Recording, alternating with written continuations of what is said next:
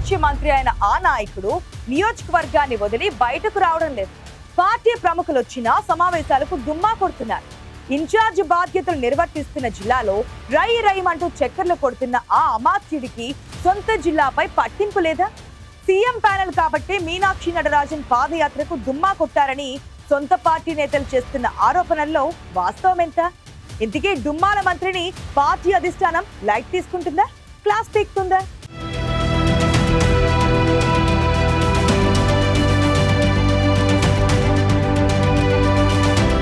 కుమ్ములాటల series లో ఎన్ని ఎపిసోడ్లు ఉన్నాయో అంచనాలకు అందడం లేదు. హస్తం పార్టీలో లుకలుకలు ఒక్కొక్కటిగా బయటకు వస్తూనే ఉన్నాయి. ఉమ్మడి ఆదిలాబాద్ జిల్లా నుంచి 4 నేతలు అమాత్య పదవి కోసం పోటీ పడ్డారు. కానీ చెన్నూరు ఎమ్మెల్యే గడ్డం వివేక్ అమాత్య పదవిని లాఘవంగా తన్నుకుపోయారు. ఎక్కడైనా ఇంట గెలిచి రచ్చ గెలవాలి, కానీ కొత్త మంత్రి గారి వ్యవహారం వేరేలా ఉంది. మంత్రిగా ప్రమాణ స్వీకారం చేసిన తర్వాత సొంత నియోజకవర్గాన్ని దాటి ఉమ్మడి జిల్లాలో ఏ నియోజకవర్గంలోనూ పర్యటించడం లేదనే అపవాదును అప్పుడే మూటగట్టుకుంటున్నారు.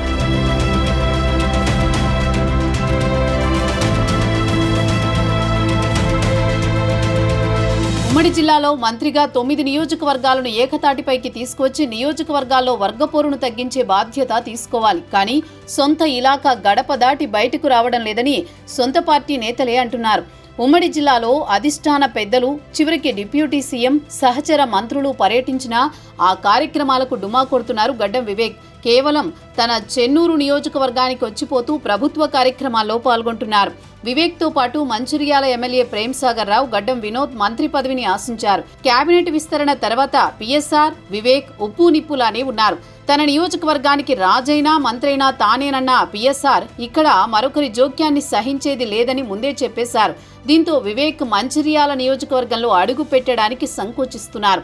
అదే సమయంలో నిన్న మొన్నటిదాకా బెల్లంపల్లి ఎమ్మెల్యేగా ఉన్న అన్న వినోద్తో సఖ్యంగా ఉన్న మంత్రి పదవి విషయంలో వారిద్దరి మధ్య కూడా గ్యాప్ పెరిగింది. మంత్రిగా ప్రమాణ స్వీకారం చేసి నెలలు గడుస్తున్నా ఇప్పటిదాకా బెల్లంపల్లి నియోజకవర్గంలో అడుగు పెట్టలేదు వివేక్.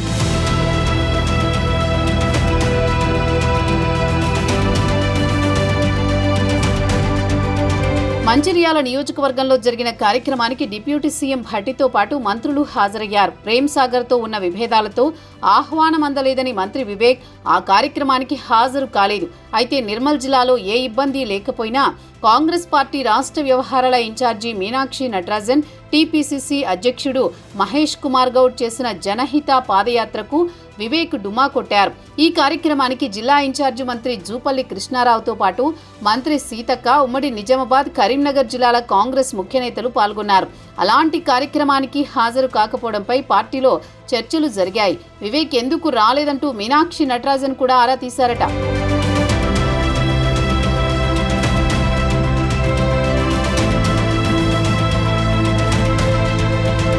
అయితే జనహిత పాదయాత్రలో పాల్గొనాలని నిర్మల్ జిల్లా డీసీసీ అధ్యక్షుడు శ్రీహరిరావుతో పాటు ఖానాపూర్ ఎమ్మెల్యే వెడ్మ బొజ్జు పటేల్ కూడా వివేక్కి ఆహ్వాన లేఖని పంపారట. గతంలో ఆహ్వానాలు లేవనే సాగుతో గైర్హాజరైన వివేక్ ఇప్పుడు ఆహ్వానం ఉన్నా పాదయాత్రకు డుమ్మా కొట్టడం పార్టీ వర్గాల్లో చర్చకు దారి తీస్తోంది.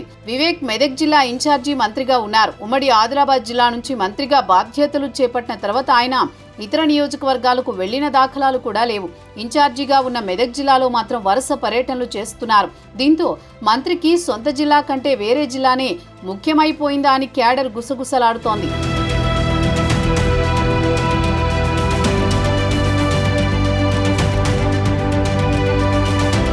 జనహిత పాదయాత్రలో వివేక్ పాల్గొనకపోవడానికి మరో కారణం కూడా ఉందంటూ ఆయన వ్యతిరేక వర్గం నేతలు అంటున్నారు.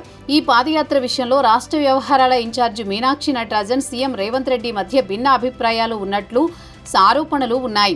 మీనాక్షి నటరాజన్ పాదయాత్రతో తన ఇమేజ్ తగ్గుతుందని సీఎం భావించారనే ప్రచారం కూడా జరిగింది. వివేక్ ని మళ్లీ కాంగ్రెస్ పార్టీలోకి తీసుకువచ్చింది సీఎం రేవంత్ రెడ్డే. ప్రేమ్ సాగర్ ని కాదని వివేక్ కి మంత్రి పదవి ఇవ్వడంలో రేవంత్ పాత్రే కీలకమని పార్టీ వర్గాలు చెబుతున్నాయి. అందుకే సీఎం మూడ్కి తగ్గట్లు వివేక్ జనహిత పాదయాత్రకు రాలేదని పార్టీ శ్రేణుల్లో చర్చ జరుగుతోంది.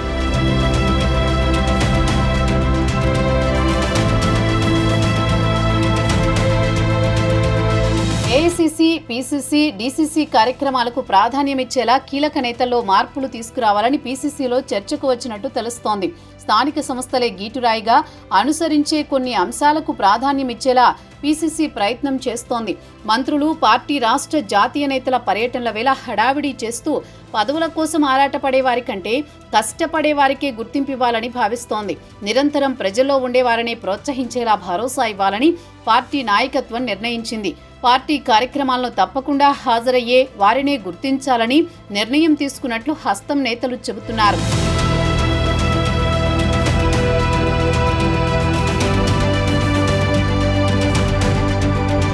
స్థానిక ఎన్నికలు సమీపిస్తోన్న వేళ పార్టీ విషయంలో నాయకత్వం ఇన్ని జాగ్రత్తలు తీసుకుంటుంటే ఉమ్మడి ఆదిలాబాద్ జిల్లాలో వివేక్ వ్యవహార శైలి అందరినీ ఆశ్చర్యపరుస్తోంది.